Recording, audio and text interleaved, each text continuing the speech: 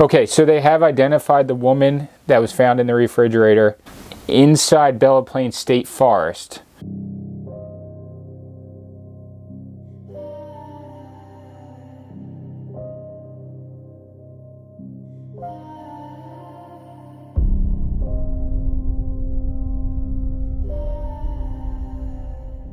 Police in Cape May County are investigating after a body was discovered in a wooded area. Troopers responded to the Belleplain State Forest in Dennis Township yesterday afternoon around 3 o'clock. Now to a developing story out of the Pine Barrens, where New Jersey State Police are asking for help to solve a deadly mystery.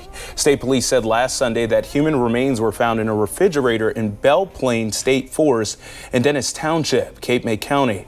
Today, State Police put out new images as they try to identify the person.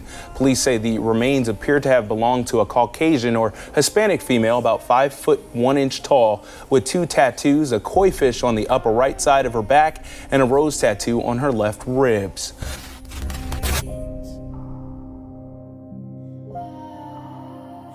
Dances with the devil, your power isn't special. We don't fit on your canvas, we burn it all to ashes now.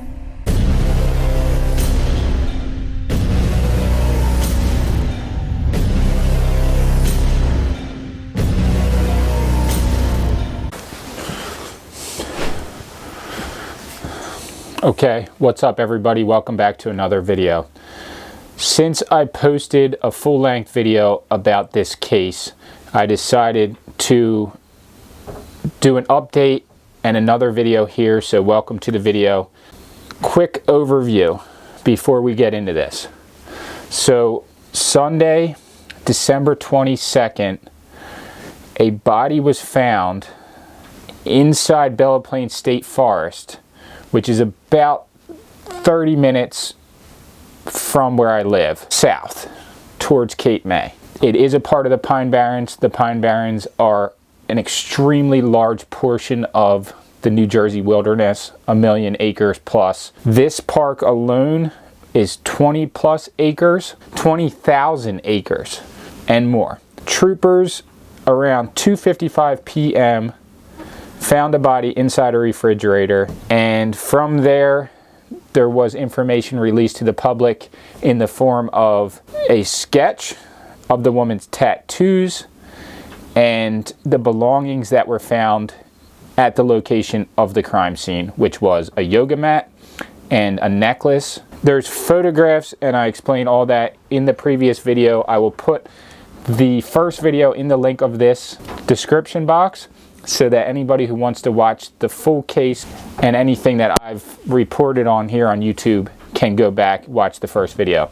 Today I wake up to a message in my inbox on Instagram. It is an article from NJ.com saying, okay, so they have identified the woman that was found in the refrigerator as Laura Hughes. They have not said her age in this article, at least. So I want to say, you know, a massive apology to the family, friends, and people who were close to this woman. Just figuring out the identity of the person doesn't bring the grief any lower. So I went over most of the details of the case in the previous video. So this is the new information. She was identified as Laura Hughes, and I'm going to read a little bit of this from NJ.com. Christopher Blevins, 45, of Gloucester City, fled to Mexico on August 2nd, crossing at Brownsville, Texas, before surrendering to authorities in Mexico on August 27th. So August of this summer, months ago, according to an affidavit of probable cause filed Friday. Authorities said they believe he transported the refrigerator to Belleplain State Forest in northern Cape May County around July 24th. So July 24th is the date that they think that he brought the refrigerator in his vehicle to the park and dumped it, and then fled to Mexico where he was apprehended. Her and Blevins had been in a relationship, and her body was found December 22nd in the refrigerator. The necklace, the yoga mat, the tattoos. Blevins' whereabouts were unclear on Wednesday, which would have been yesterday, and no one has been charged with causing Hughes' death. The FBI and U.S. Marshals assisted in the investigation into Blevins. They did not confirm whether he was in federal custody or if he had been arrested at all. There's no court records in New Jersey, and he has not retained a lawyer and no scheduled appearances. So whether they actually arrested him for the crime or not, I have no idea. So there was actually a 46-year-old North Cape May man who was arrested for hindering the investigation because he wouldn't turn over his cell phone. And more information has been released that he actually had ratchet straps that were holding the refrigerator together at his house. So when they searched his home, this guy had taken the straps, the ropes that were used to hold the refrigerator together, to his house and was using them for, I don't know, I guess he just figured some nice ratchet straps, you know, found these in the middle of the woods, might as well take them. So they go on to say, Blevins was seen twice driving a pickup truck with the refrigerator in its bed in Long Beach Township and Sea Isle City. So I was literally just in Sea Isle trash picking yesterday. So the fact that he was driving around in Sea Isle with the refrigerator containing the body of his girlfriend for people openly to see makes you wonder. That's all I'm going to say. It makes you wonder. But yeah, Sea Isle is a coastal town about 20-25 minutes from where I live. It's literally the town right next to Ocean City. If you go into Ocean City, so I live next to Ocean City. If you drive into Ocean City and then you go over the bridge into Strathmere, the next town over is Sea Isle. So it's pretty close. The fact that, you know, you could just see someone randomly driving down the street with a fridge in the back of their truck and just not questioning it, you know, is that guy scrapping? Is he transporting the fridge to his beach house? Is he moving a fridge for someone else? Is he getting rid of a fridge for someone else? And then to find out later that you actually saw that guy with the fridge in August, that long ago, or July of this year, so like months ago, and then coming to the realization that, wow, what was actually in that fridge is actually very chilling. It is extremely cold out and there's snow on the ground, so I have a chill anyway, but like, mind-blowing. So it says on August 22nd, on August 27th, Blevins voluntarily surrendered to authorities in Mexico and told them he had been involved in a violent incident in Runnymede, Camden County, and that he panicked afterward. It was stated that he told investigators he may have killed someone in a bar fight. So I got that article in an Instagram message from one of our viewers, and then I got this article that was posted on Breaking AC today as well, January 9th, 2025, from a Facebook message from one of our viewers. Also, a local guy who I know who watches our YouTube channel drove by the house earlier and was telling me, he was yelling out the side of the window because I was selling something on Facebook Marketplace, that the woman had been identified. This is the very reason why I've decided to start making videos about some of these local cases, because the YouTube community is all in tune with this stuff. They're online. People are looking at the information, they're looking at the details, they're sharing the information, they're getting it out to people that haven't seen it yet. People are talking about the stories, talking about the cases. So to have a platform like we have, like I have here on YouTube, and to be able to spread information in this way that could actually help in any way get the information to a larger audience that could do some good is a good feeling. So I've been making videos my entire life and YouTube videos for the majority of my life, a long time. And the realization is hitting me that if I'm able to use this platform and this community that I've created over all these years to actually do something good locally where I live or in the world in general, that is a realization that, you know, just has hit me recently.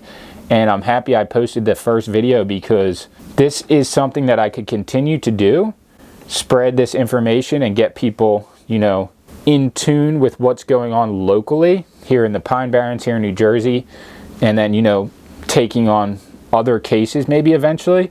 I think it's just a really good and positive thing, and I'm happy I decided to go down this road. That's all I'm saying. But okay, Breaking AC has also released an article today about this story and the identity of the woman, titled "Boyfriend Allegedly Drove Refrigerator with Woman's Remains to Belleplain Forest."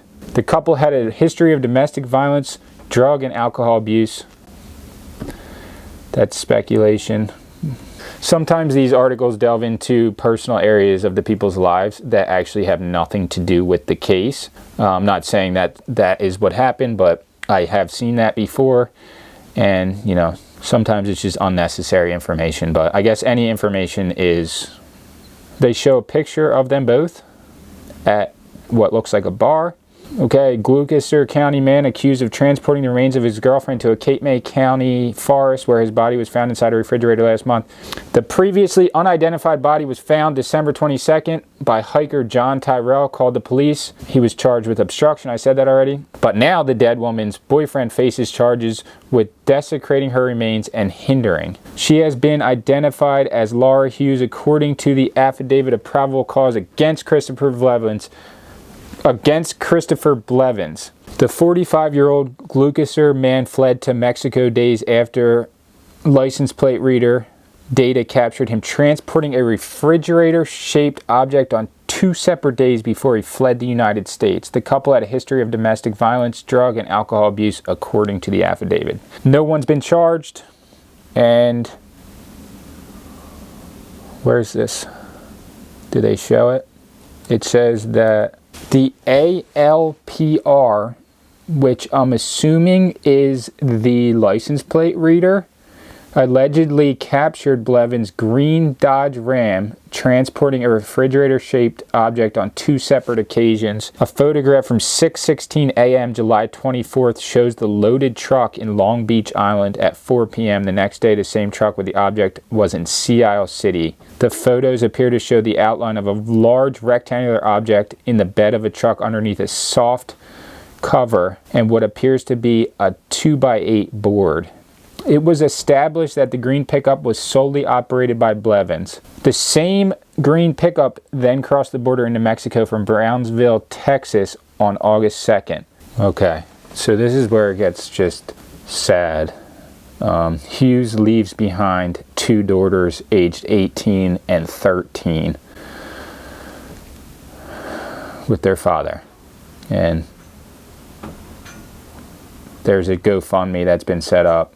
The dad says, "I'm numb personally because it is not about me. I have to remain strong for my daughters, being there for them. One of the toughest things I had to do was tell them how she would no longer have the opportunity to be in their lives every day, then safeguarding them from the internet and other people's opinions online." Yeah. I don't know. That's why I just want to try my best not to have, you know, speculate too crazily about these cases and just kind of give the information that's being given online.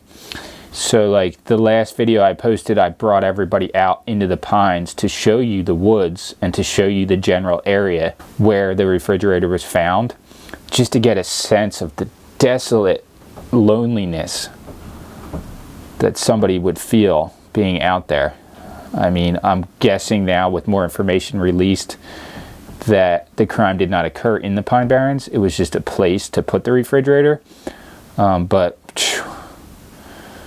there's other cases where the Pine Barrens is the actual location of the crime itself. If any corrections need to be made to any of the information that I've just put out in this video, feel free to leave it in the comment section. If there's any further updates, I'm going to try my best to make maybe another video. That being said, somebody has left a comment on the last video about a woman named Danielle Lopez who went missing in Penn State Forest in the Pine Barrens, about 35 minutes away from here. And yeah, it's a pretty, I would have to say it's a pretty mysterious story. So I think I'm going to cover that next. I do feel as though covering these types of cases is going to be helpful and can leave a positive impact and can actually spread information to help either, you know, help aid the case in a positive way.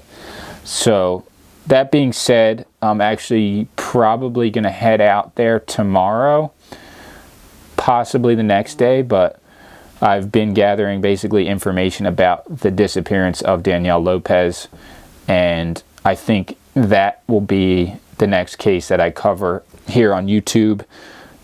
And if anybody thinks that that's a good idea, you know, leave it in the comments. And I just wanted to do this update so that I didn't leave people hanging. And, you know, it's crazy because I posted the video just a few days ago, and I believe totally unconnected to my video, the identity was released just a few days later.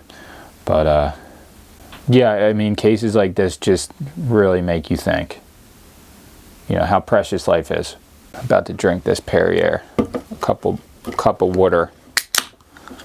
I will show you guys the setup that I'm going to start setting up in my Cadillac. So we have 3 cars now. So we have the family car, which is the Chevy Tahoe, and that's the newest, nicest car, the most reliable car. That's what my wife Sammy drives with our daughter. That's her car, or our family car. Then we have the truck, which I use for all the trash picking videos, the storage unit videos. And I do drive the truck on a regular basis too. It has a big box in the back of it to store items in for picking up stuff and picking. But then we have the Cadillac, is a white Cadillac Escalade, and that was the car that we bought before we had the Tahoe. And the Cadillac has always had a lot of issues, so it just became the car that was not very reliable in the long run. We did drive it to Florida and back, but I might begin to use the Cadillac for my car that I take out to when I go to investigate or to report on these cases. So I'm going to do a little bit to the Cadillac today, and I'll show you guys what I'm going to do for this next case and a few things that I might set up today or tonight to get ready for tomorrow so that I'm ready to go. And my plan is to basically retrace the last day that Danielle Lopez was seen and then go down the road where her car was found and, you know, basically boots on the ground, first-hand look at the location of the disappearance and all that stuff. And then this is what I have to give. I can bring you all with me into the Pine Barrens and almost into these cases to get a first-hand look at the areas, the places the people were, the places the people disappeared from, the places, you know, or at least close to the places where some of these crimes occurred. If there was even a crime at all, we don't, for this next case, I don't know that information. So I'm sure that the case goes a lot deeper than just a simple disappearance. But I guess my power here is to bring you all into the cases firsthand and show you what I'm able to show you here on YouTube and spread the information to a wider audience than knows about it already. And that's pretty much all I'm able to do. So that's what I'm going to begin to do here. And we'll just see where it goes. So far, so good.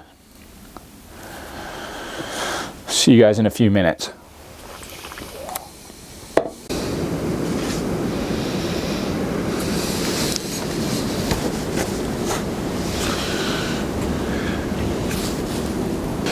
So here's the Cadillac I was talking about. It's a extended 4-wheel drive Escalade, 4 doors, and I'll open it up in the back. So the reason I think this is a good fit for what I'm trying to do is because it's an older car. Look how much room's in the back. There's so much space in here. It's an older car, that I don't care as much about as, say, the Tahoe or something new, where I've taken it into the middle of the woods, into the Pine Barrens. I know that it's capable of going through some rough terrain, and if something happens to it, I won't be that upset. So what I want to do is install a tripod on this side of the car that's kind of pointing at me sitting in the driver's seat.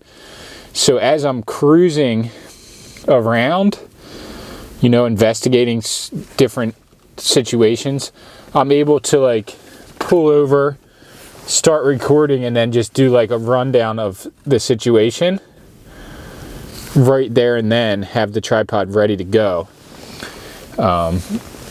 So that's what I think I'm going to do right now, is install the tripod, clean out the back of the car, and get all my equipment situated. I'm going to put a power box in here, and yeah, it should be good to go for tomorrow. So as of right now, mission for tomorrow is a go. I just need to do a couple things in here, and this is actually like the perfect vehicle for this exact situation. Now that I'm getting into it, I might actually install something for the phone, and I'm thinking about using this mount up here instead of the tripod, because the tripod's forcing the camera too high to the ceiling.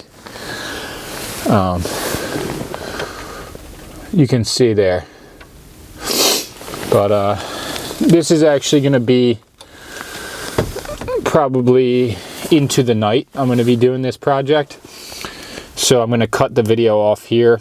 And yeah, thanks for watching, everybody. Condolences to anybody affected by these cases. I can't even, it's unimaginable, and I'm not going to even try to put into words how it feels for the people who are directly connected.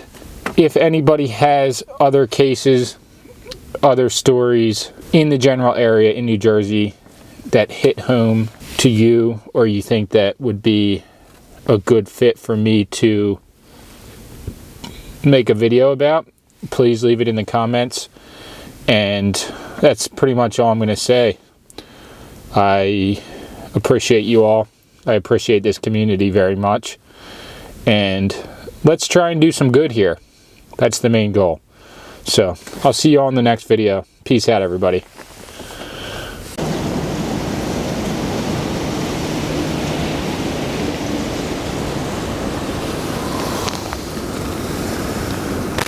The moon is out.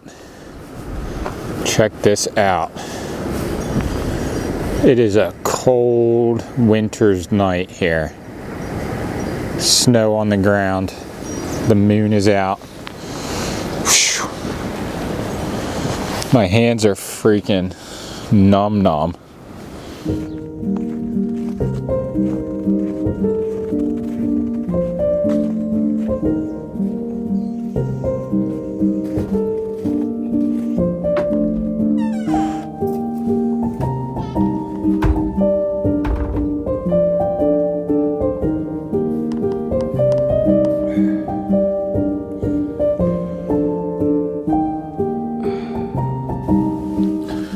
All right, good morning, everybody. So another cold, snowy day out.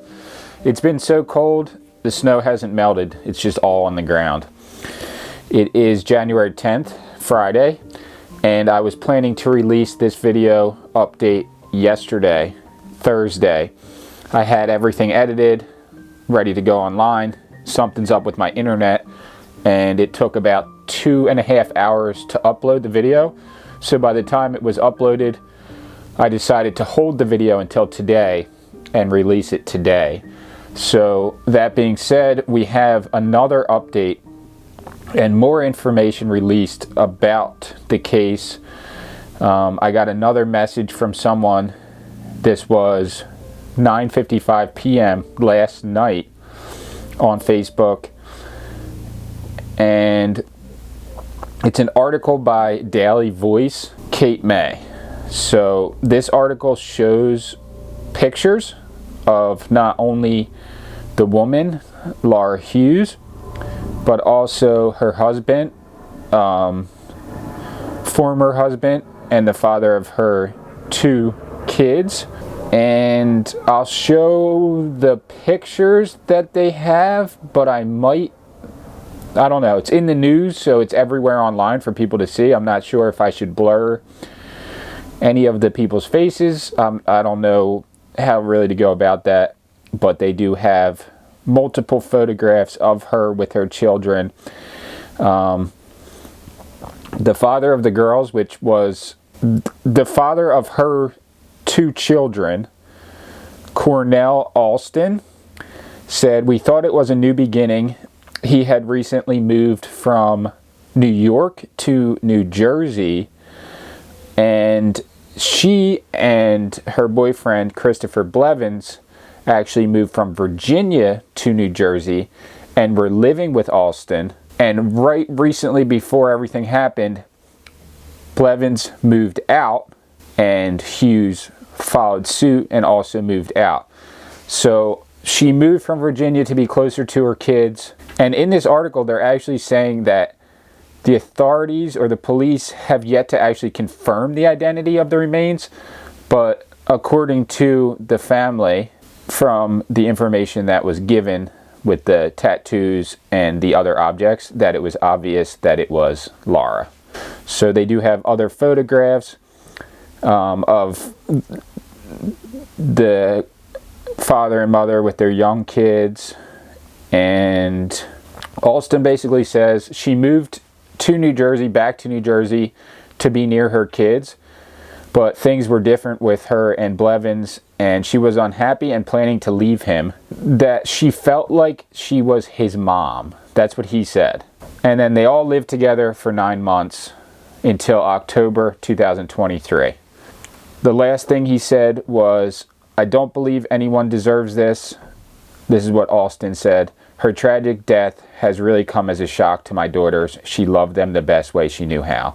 So that's pretty much the new information. I think that it's important, the details. She was trying to do the right thing by coming back to New Jersey to be with her kids and to try to grow those relationships, mend those relationships. You know, life isn't simple. Everybody knows that. Relationships with family can be hard, can be trying. It's not as simple or easy, and nothing in life is. So I just wanted to do this quick update so that all the information that I'm receiving is being posted in the videos as it happens. So today's Friday, a new day, and we're going to see what happens today. I'm going to set the car up like I was saying. So stay tuned for more videos like this about true crime, about locations connected to true crime here in New Jersey, here in the Pine Barrens. I do plan on going out to the Pines either today or within the next couple days to get some more footage for another video. Please, again, let me know in the comments if you'd like to see this kind of content, if you like this type of content. What other compelling cases does everybody know about locally here that happened either in the Pine Barrens here at the Jersey Shore, maybe in Atlantic City? But other than that, I hope everybody has a great weekend, and stay up, everybody. You know, if you can, go spend time with your family, the people you love. I plan on spending time with my daughter and my wife this weekend. That's my main priority, is to get my work done, spend time with them. So, priorities. Cheers.